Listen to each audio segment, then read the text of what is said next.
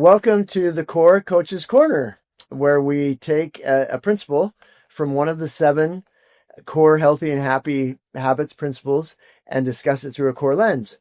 And today, Sharla and I are talking about the sexual response cycle. yeah, um, which is really important to understand. This is an area of people's relationships that a lot of couples tend to really struggle with. And a lot of couples struggle to manage this well, and understanding the sexual response cycle, what in general, and then also some of those differences between men and women, is a really powerful and important aspect of having this area of your relationship go well. Yeah, definitely. Just that it's important because when you're lacking this in your relationships, in your marriage, then you're missing out, as you mentioned before, on a lot of benefits. But it really does make the relationship struggle, and so you are going to be experiencing more, I guess, stress in other areas of the relationship, and it's back and forth, like it's vice versa. I think that makes sense. Yeah, If you're struggling in other areas, you're going to struggle in the bedroom more, and if you're struggling in the bedroom, it can play out in other areas also. totally. Let's talk about that for just a minute. I think that's an important thing to talk about. In your experience, personally working with other people, why do you think that this is such an important area of a relationship? And what are some of the dynamics?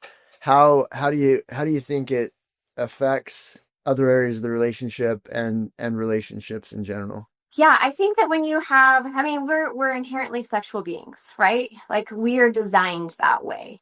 I even just found out this last week, which I didn't know before, that the body goes through basically a sexual response cycle in the sleep, like every 80 to 90 minutes when you're sleeping.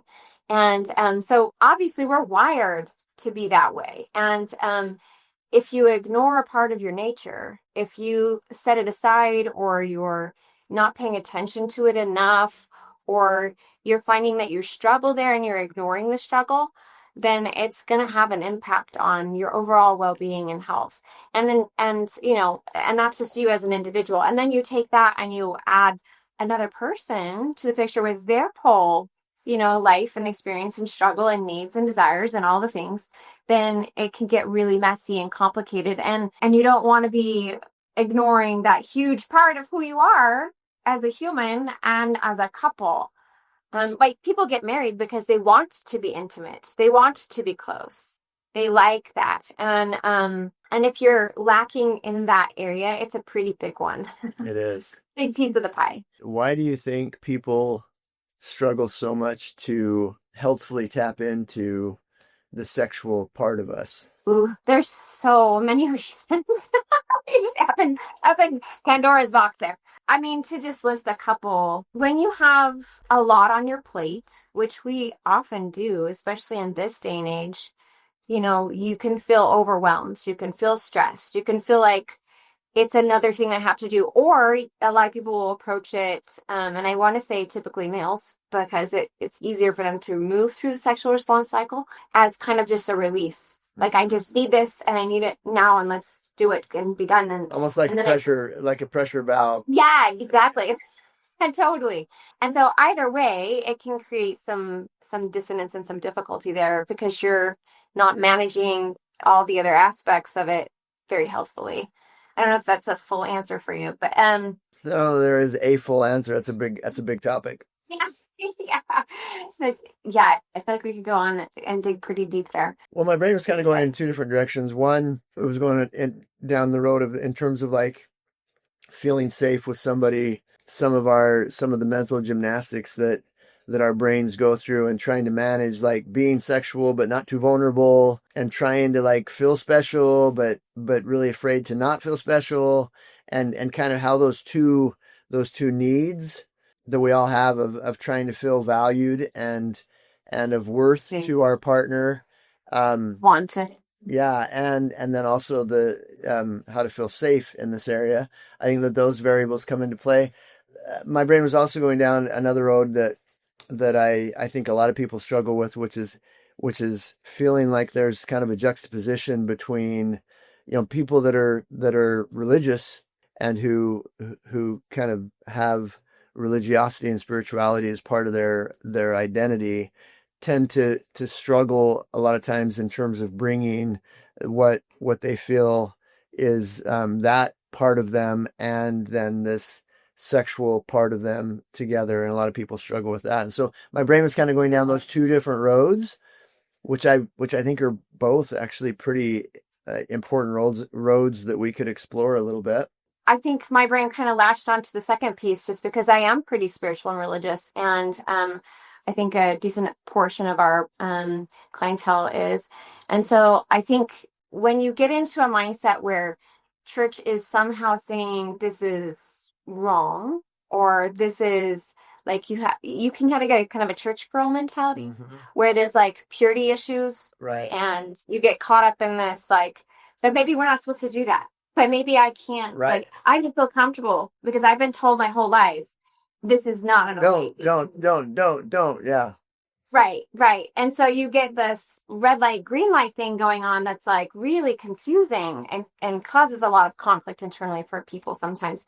And that can really put a damper on a woman's ability in particular to feel excitement or desire and or allow arousal. Like somehow it's a sin or there's something like maybe not quite right, or you're feeling naughty, like, oh, you kind of like it, but you're feeling kind of naughty, and like Right. I this back and forth, and it's like, oh, how do I even enjoy and just be present and have it be healthfully conducted and like meaningful in positive ways when you've got that kind of dialogue back and forth in your head. And if you're not communicating that to your spouse, that's a whole other level of like, what is going on here? Right. If you look at like the psychological component of that, it comes back down to kind of cognitive dissonance and then also just classical conditioning. Like so the way the brain works is we're constantly tying meaning to feelings. And so when you grow up in a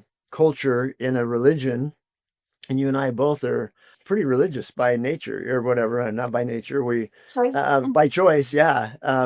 It's an important part of both of our lives, Yep. and has been throughout both of our lives, and so managing that in healthy ways is really important. But so you get this like feeling turned on is bad, sexual feelings is bad, it's a sin, it's don't get too carried away, don't have premarital sex, and don't and so then your brain does what your brain does, which is to tie negative feelings to sexual feelings and negative interpretations to sexual feelings, and then you get married and all of a sudden it's okay.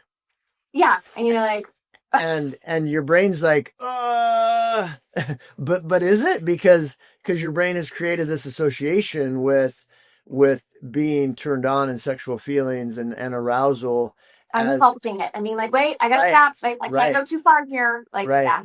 And so then tapping into that can really become mental gymnastics for people to jump through of how to manage that. And then a lot of people really struggle to create new healthy associations with feelings of arousal and orgasm and being turned on, and it can really create a difficult kind of conundrum cognitively for people in that transition. And some people struggle with that literally throughout their entire relationships and don't ever get it settled in a healthy way.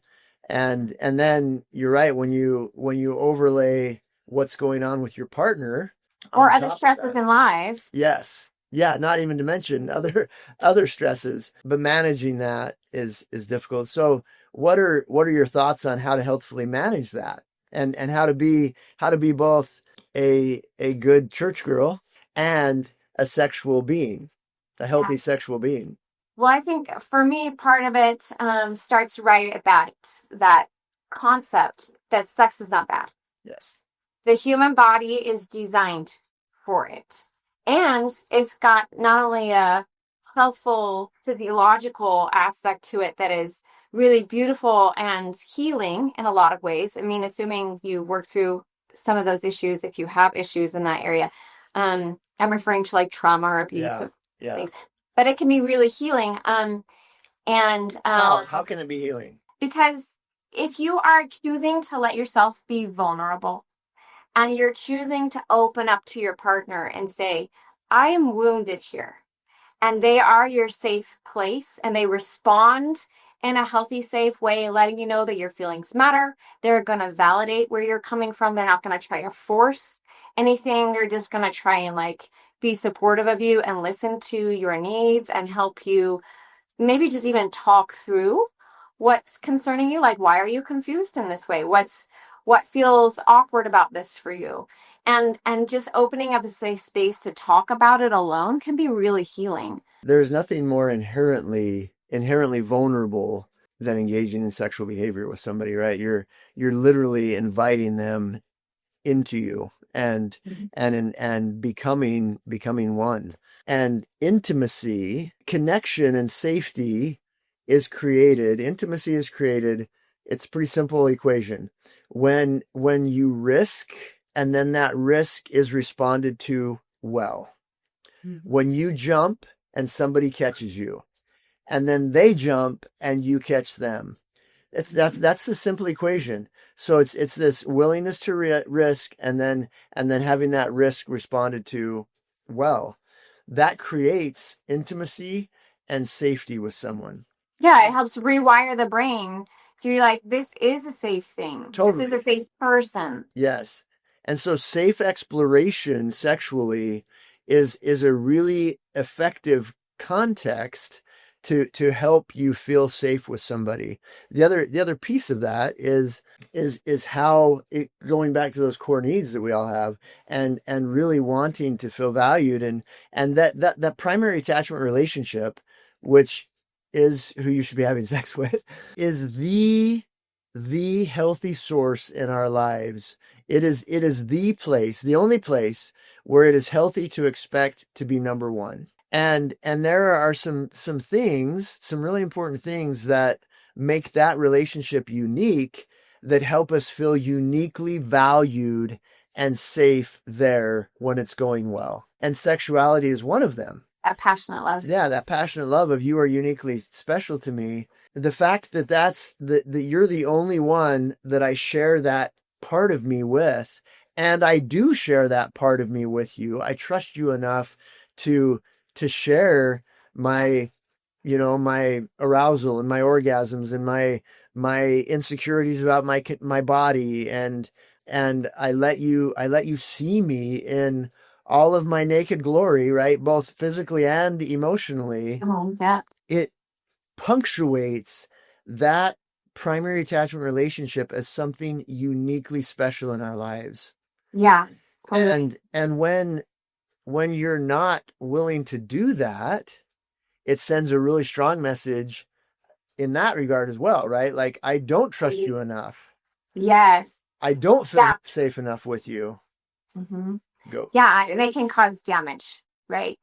Not only are needs, quote unquote, not getting met, but you're also underlying that with a sense of like, you're not you're not a safe person for me, and I don't want to invest that much, and I'm not sure I trust you, and all of that is eroding to a marriage. It just it makes the foundation soft instead of solid. Yes. So I'm gonna ask you a really tough question. I think it's kind of a tough question. In marriage, is there anything that's inappropriate sexually? That's a really good question. I would think, personally, I think it depends on the two people's erotic maps, love maps, so to speak, what what they want, but it also matters a lot whether they are, consent is a thing. What are you checking in with the other person? Like, I think I want to explore this. This is interesting to me. This is exciting to me. Are you willing to go there with me? And once a question is asked, there needs to be sort of an understanding of whatever the answer is. I'm not going to put pressure if it's no. Like, if they are hesitant, or they're like maybe, or they're like no, hell no, like I'm not doing Right. that. Like, Right. okay, there needs to be this lack of expectation. Like, an invitation is presented, but you're not going to like hold them responsible for your unhappiness if they don't meet that that wish for you. Yeah, try to get past it. Does that make Oh, sense? I think, totally. yeah, I think that's where it can start to get really unhealthy. Yeah. Otherwise, Yeah. in my mind, like if both parties are game for exploring it and it's not illegal or abusive, Right. then okay. Yeah. So let me make a couple thoughts. First, I would say that there absolutely are things that are not okay to do, not healthy to do.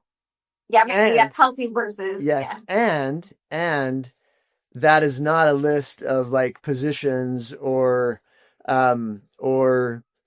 toys or things. It's the things that you said. You have to go back to what is the purpose, what's the healthy purpose of sexuality, and what are we trying to do here? And that's why our resources are so grounded in promoting emotional connection through sexual intimacy. And so you have to, in order to answer this question, especially from like a religious perspective, I think you have to step back and say, okay, what are we trying to accomplish here? Totally. And if our desired outcome is connection and Between only the partners in the marriage, exactly, right? yes, our goal is to create further connection with each other, then that becomes the filter. And so then if position X or Y or whatever gets filtered through that, and is my goal here just to see how much I can get off? Am I just using you as a tool for self gratification, Right. or is this about pushing the boundaries of vulnerability and trying to increase our connection and safety with each other, our intimacy? Then that's very different. And so then if something doesn't feel comfortable to your partner, then the question is why. That can be, the result of some abuse or different things that makes certain things feel really scary. Okay. Or it just Right. is gross to them. Or just as gross to them. That's gross. Right. Totally. That turns me off instead of turns Exactly. me on. Right. That doesn't help me feel close to you. Then you absolutely need to respect that. If the answer to that is, I don't want to be vulnerable, and that's the obstacle, then I would encourage you to lean into that, right? Like, can there be some safe exploration here if the issue is vulnerability? Not, I think that's gross. I think that that makes me feel used. That feels like it's too much about X or Y or whatever. But that then becomes the filter. But I would just punctuate super super clearly that the sexual part of us and the divine part of us are not two different parts. Being plugged into the connective power that sexual intimacy has to create emotional connection and giving a safe place for that is not inconsistent or incongruent with the divine part of us. And I mean, just from my own religious views, I believe that we are children of God, and that we're literal children of Him, and that there is nothing that brings us closer to deity than the creation of life and the perpetuation of family and sexual desire and sexual activity is the vehicle for that. Yeah. And make me part of it. Can't be separated. Right. And so learning how to healthfully plug into that doesn't diminish the spirituality or the connective part of you to God. It actually can help you co-create with God. Yeah. Yeah, and it enhances the marriage. Totally. It enhances your relationships and enhances things. Yep. Enhances your relationship with your partner as well as your relationship with God. Right. So, yeah. Anyway, good thoughts. Any other thoughts? No, that's good. I'm right on same page with you. All right. Good. Great talk. Great conversation. Thank you. Yeah. Thank you. Talk to you later. See you, Dan. Bye-bye.